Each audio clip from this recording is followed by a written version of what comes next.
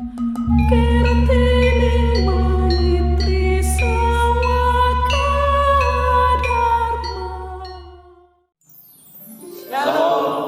Om Swastiastu. Assalamualaikum warahmatullahi wabarakatuh. Namo Buddhaya, Wede Torungye, salam sejahtera, Rahayu.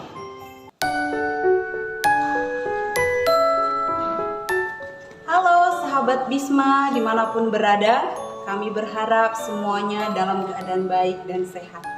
Sahabat Bisma, kembali lagi bersama dengan kami dalam acara Bisma Podcast, bincang santai materi agama dari Tabanan untuk Nusantara.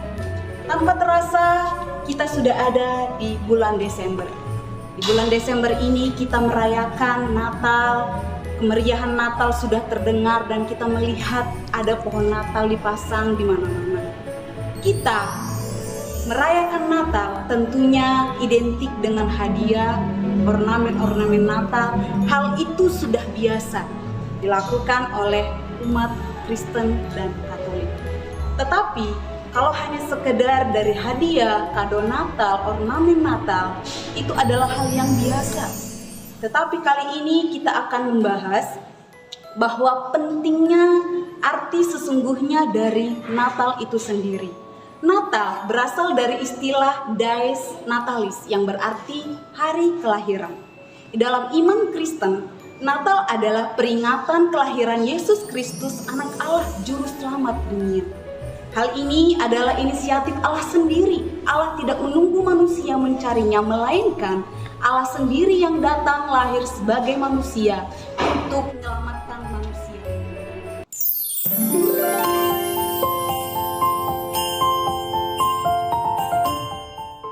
Tidak ada kelahiran yang kebetulan, termasuk kelahiran Tuhan Yesus. Natal bukan sekedar cerita indah, tetapi jawaban Allah atas masalah manusia. Nah, sejak kejatuhan manusia dalam Kejadian pasal 3, dalam dosa yang memisahkan manusia dari Allah, seperti yang dikatakan dalam kitab Roma pasal 3 ayat 23, menyatakan semua manusia telah berdosa. Dan akibat dosa adalah membawa kematian dan keterpisahan dari Allah dalam Roma pasal 6 ayat 23. Dan ingat, manusia tidak mampu menyelamatkan dirinya sendiri. Natal menunjukkan kesetiaan Allah kepada janjinya. Natal adalah bukti bahwa Allah tidak membiarkan manusia binasa.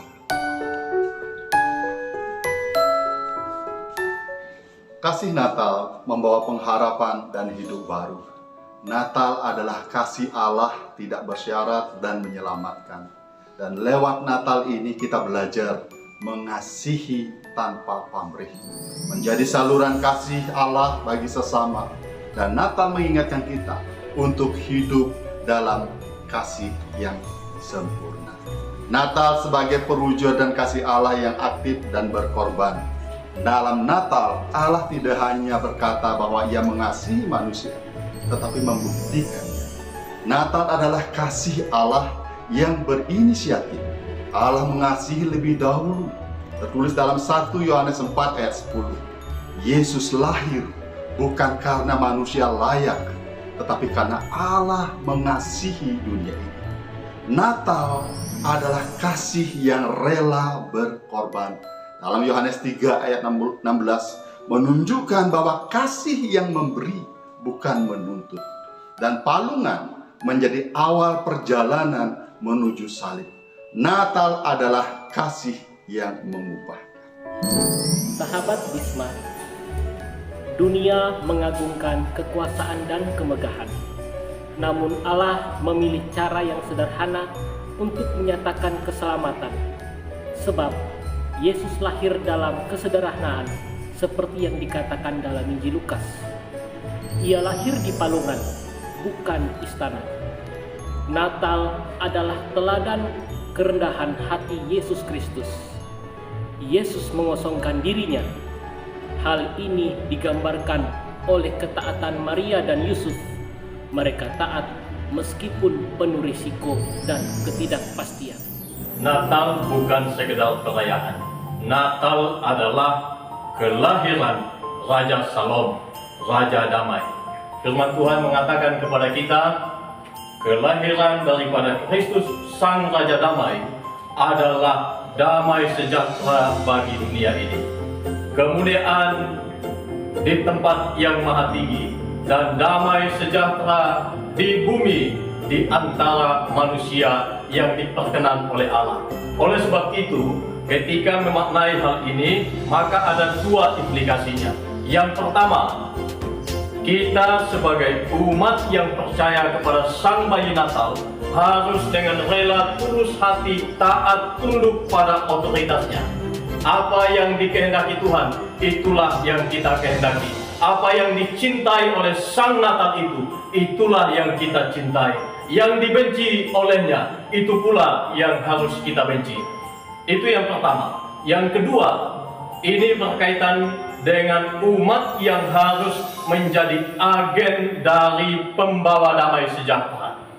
Poin daripada ini, bagaimana setiap umat Kristiani kemanapun berada, apapun yang dilakukan, harus mempunyai pertanyaan refleksi. Apakah di tempat itu melakukan sesuatu, membawa damai, menjadi agen perubahan dan membawa damai sejahtera atau tidak? Ini pertanyaan penting. Dengan demikian, dua hal ini harus menjadi refleksi secara mendalam. Sekali lagi, yang pertama, taat pada otoritas Sang Natal. Yang kedua, menjadi agen pembawa damai sejahtera. Sahabat Bisma, bagaimana kita menghidupi makna Natal dalam kehidupan sehari-hari kita? Ingatlah bahwa Natal itu tidak hanya berhenti pada tanggal 25 Desember. Natal sejati terlihat dalam hidup yang diubahkan. Oleh karena itu, bukalah hatimu, hiduplah sebagai terang dunia dan memiliki kasih, kerendahan hati, ketaatan, dan damai dengan semua orang. Sebab Natal sejati itu menghasilkan perubahan hidup. Jika Kristus sungguh lahir dalam hidup kita, dunia akan melihat terangnya melalui kita. Kami mengucapkan selamat Natal dan Tahun Baru. Tuhan Yesus memberkati.